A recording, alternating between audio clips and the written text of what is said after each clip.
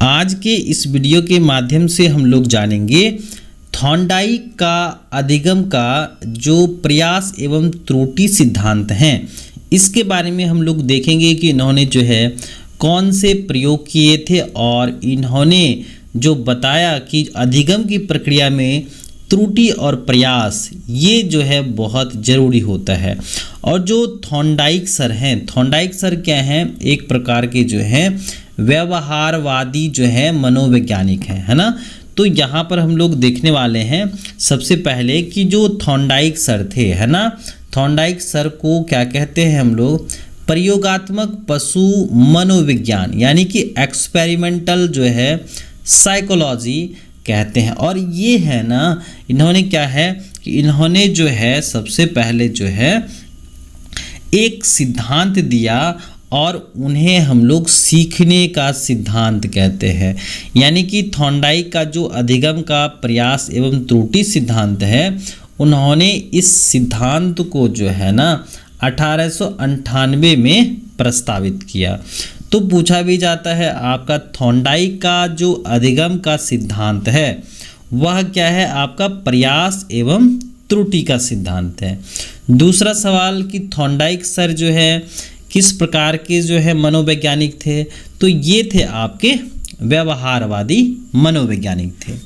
आइए आगे देखते हैं कि थॉर्नडाइक ने सीखने की व्याख्या करते हुए जब कोई उद्दीपक यानी स्टिमुलस व्यक्ति के सामने रखा जाता है तो उसके प्रति वह रिस्पॉन्स यानी अनुक्रिया करता है।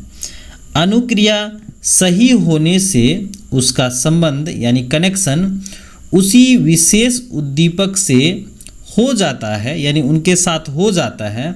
इसी संबंध को सीखना यानी लर्निंग कहा जाता है ना। यहाँ पर उन्होंने क्या कहा कि जो सीखना होता है यानी लर्निंग जो होता है वह किसी भी विशेष प्रकार के जो है स्टिमुलस से, है ना, अगर सामने क्या दिया जाए, स्टिमुलस दिया जाए और वह उनके प्रति अनुक्रिया यानी रिस्पॉन्स करता है, तो जो सही रिस्पॉन्स है या सही अनुक्रिया है, इनका संबंध जो होता है वह विशेष प्रकार के स्टिमुलस से हो जाता है। तो इसे ही क्या कहते हैं, लर्निंग यानी सीखना कहते हैं। आगे देखें, इस प्रकार की विचारधारा को संबंधवाद यानी कि कनेक्शनिज्म्स की संज्ञा दी गई है। आगे देखें, थॉर्नडाइक के अधिगम के इस सिद्धांत को प्रयास एवं त्रुटि यानी कि theory of trial and errors, दूसरा नाम है संबंधवाद के सिद्धांत, इन सभी नाम से जाने जाते हैं। थॉर्नडाइक ने अपने सिद्धांत को प्रतिपादन करने के लिए एक प्रयोग किया। तो आइए देखते हैं इनका जो प्रयोग है एक भूखी बिल्ली पर, उसके बारे में हम लोग देखें। तो एक प्रयोग में उन्होंने क्या किया, एक भूखी बिल्ली को एक बॉक्स में बंद कर रखा गया और इस बॉक्स के अंदर एक छिटकनी लगा दी गई और जिसको दबाने से दरवाज़ा खुल जाता था। यानी कि जो थॉर्नडाइक सर के भूखी बिल्ली पर किया गया एक प्रयोग जो था उसमें क्या किया गया, एक भूखी बिल्ली को एक बॉक्स के अंदर बंद कर दिया गया और उसमें एक छिटकनी लगा दी गई, जिनको दबाने से दरवाज़ा क्या होता था, दरवाज़ा खुल जाता था।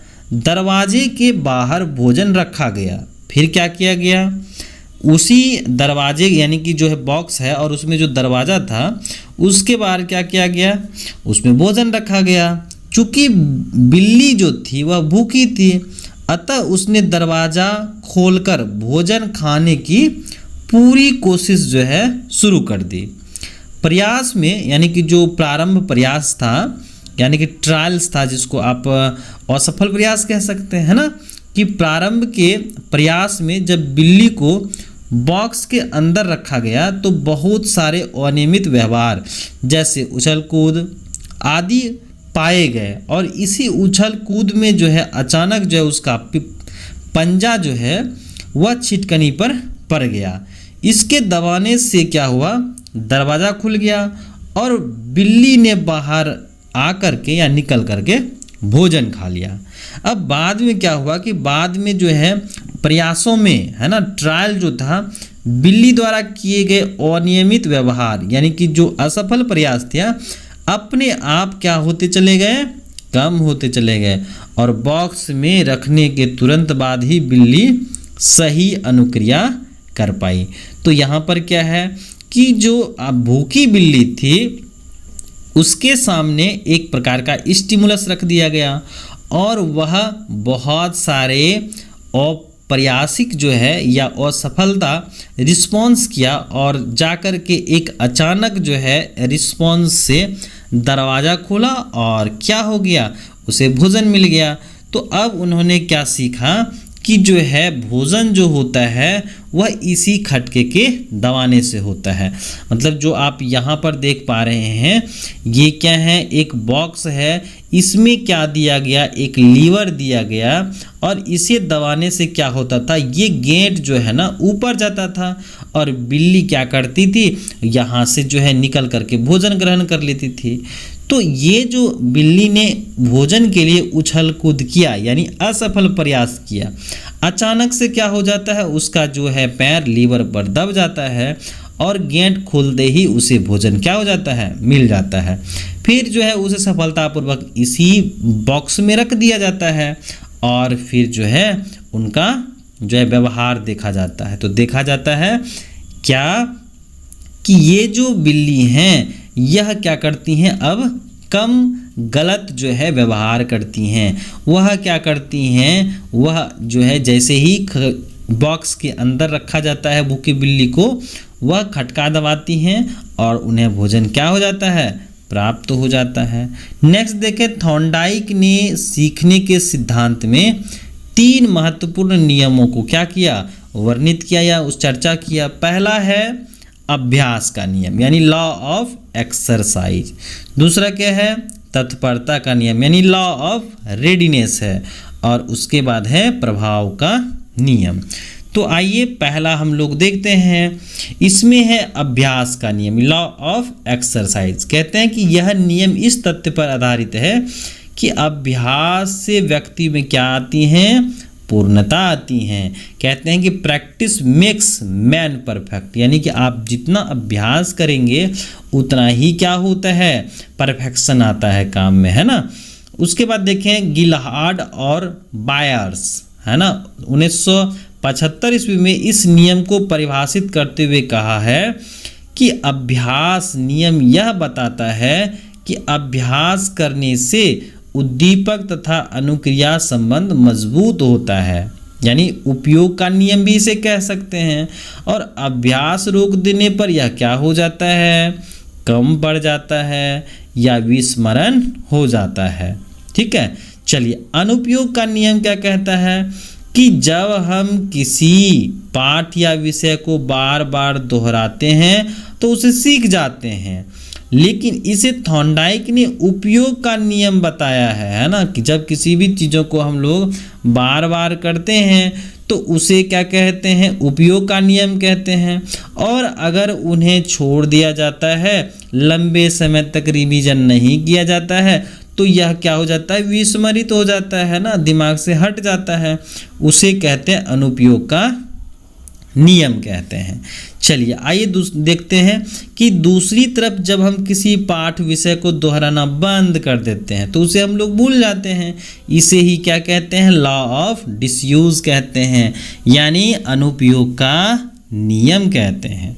चलिए अब हम लोग दूसरा देखें, तत्परता का नियम। तो यह नियम क्या कहता है कि सीखने वाले व्यक्ति किन परिस्थिति में संतुष्ट होते हैं या झिझकता जो है उत्पन्न होती है ना। तो क्या होता है कि जब व्यक्ति किसी कार्य को करने के लिए तत्पर रहता है तो उसे वह करने दिया जाता है जिससे वह संतोष होता है। दूसरा, जब किसी व्यक्ति को कार्य करने में तत्पर रहता है परंतु उसे वह कार्य नहीं करने दिया जाता है तो उसे क्या होता है, उसमें एनॉन्सेंस यानी कि खीस जो है उत्पन्न होती हैं।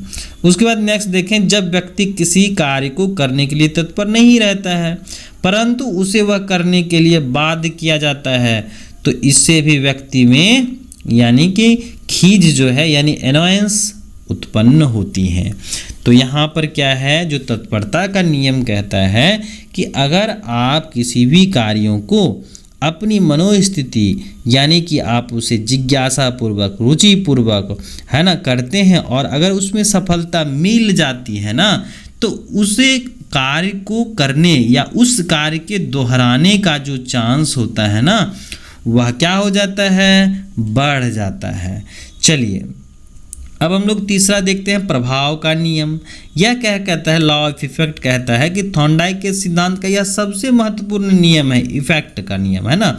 इस नियम के अनुसार किसी व्यक्ति की अनुक्रिया या कार्य को उनके प्रभाव के आधार पर सीखता है। किसी कार्य या अनुक्रिया का प्रभाव व्यक्ति में या तो संतोषजनक होता है या खीज उत्पन्न करने वाला होता है। प्रभाव संतोषजनक होने पर व्यक्ति उस अनुक्रिया को सीख लेता है और चीज उत्पन्न करने वाला जो कार्य होगा व्यक्ति उस अनुक्रिया को दोहराना नहीं चाहता है ना। तो इसे ही वह और फलता उसे क्या हो जाता है, भूल जाता है, यानी कि जिसमें उसे क्या होता है, संतोष प्राप्त नहीं होता है। इस प्रकार से हम लोग कह सकते हैं कि प्रभाव के जो नियम के अनुसार किसी व्यक्ति किसी अनुक्रिया को इसीलिए सीख लेता है क्योंकि व्यक्ति में उस अनुक्रिया को करने के लिए संतोषजनक प्रभाव यानी कि सेटिस्फैक्शन इफेक्ट जो है वो होता है। अब देखिए इस 3 नियम के अलावे भी क्या हैं, कुछ जो है सहायक नियम हैं यानी गौण नियम हैं। इसमें पहला है बहु अनुक्रिया का नियम, यानी कि यहाँ पर जो है मल्टीपल रिस्पॉन्स हैं। इस नियम के अनुसार किसी भी सीखने की परिस्थिति में प्राणी अनेक अनुक्रिया करता है यानी अलग अलग रिस्पॉन्स करता है, जिसमें वे प्राणी उस अनुक्रिया को सीख लेता है जिससे उसे सफलता मिलती है। नेक्स्ट देखें सेट्स और एटीट्यूड यानी तत्परता या मनोवृत्ति। इसमें क्या है, तत्परता या मनोवृत्ति से इस बात का निर्धारण होता है कि प्राणी किस अनुक्रिया को करेगा, किस अनुक्रिया को करने के जो है से उसे कम संतुष्टि मिलती है या किसी अनुक्रिया को करने में अधिक संतुष्टि मिलती है। नेक्स्ट देखें सदृश्य अनुक्रिया, रिस्पॉन्स बाय सिमिलरिटी और एनालॉजी। इस नियम के अनुसार प्राणी किसी नई परिस्थिति में वैसे ही अनुक्रिया को कर पाता है जो उसके गत अनुभव या पहले सीखी गई अनुक्रिया के एक जैसा था या उसी तरह का था। नेक्स्ट देखें सहचार्य रूपांतरण का नियम, है ना। इस नियम के अनुसार जो है कोई अनुक्रिया जिसके करने की क्षमता व्यक्ति में है और नए उद्दीपक स्टिमुलस के उत्पन्न हो सकती हैं। यदि एक ही अनुक्रिया को लगातार एक ही परिस्थिति में कुछ परिवर्तन के बाद उत्पन्न किया जाता है तो अंत में वही अनुक्रिया एक बिल्कुल ही नए उद्दीपक से भी उत्पन्न हो जाती हैं। तो यहाँ पर हम लोगों ने देखा थॉर्नडाइक, है ना, सर का जो है जो आपका प्रयास एवं त्रुटि का सिद्धांत है। इसमें हम लोगों ने देखा कि जो आपके व्यवहारवादी सिद्धांत हैं इसमें जो आपका ट्रायल एंड ईरर थ्योरीज हैं, है ना, संबंधवाद का सिद्धांत जिसे कहते हैं, इसके बारे में हम लोगों ने देखा। नेक्स्ट वीडियो में हम लोग देखेंगे जो ऑपरेंट कंडीशनिंग है स्किनर साहब का, है ना, तो यहाँ पर हम लोग देखेंगे। और जो बच्चे इस चैनल पर नए हैं चैनल को सब्सक्राइब कर लीजिएगा, अपने साथी के साथ ज़रूर शेयर कीजिएगा ताकि आने वाले वीडियोस की नोटिफिकेशन सबसे पहले आपको मिल सके। तो चलिए आज के लिए बस इतना ही, हम लोग मिलते हैं नेक्स्ट वीडियो में।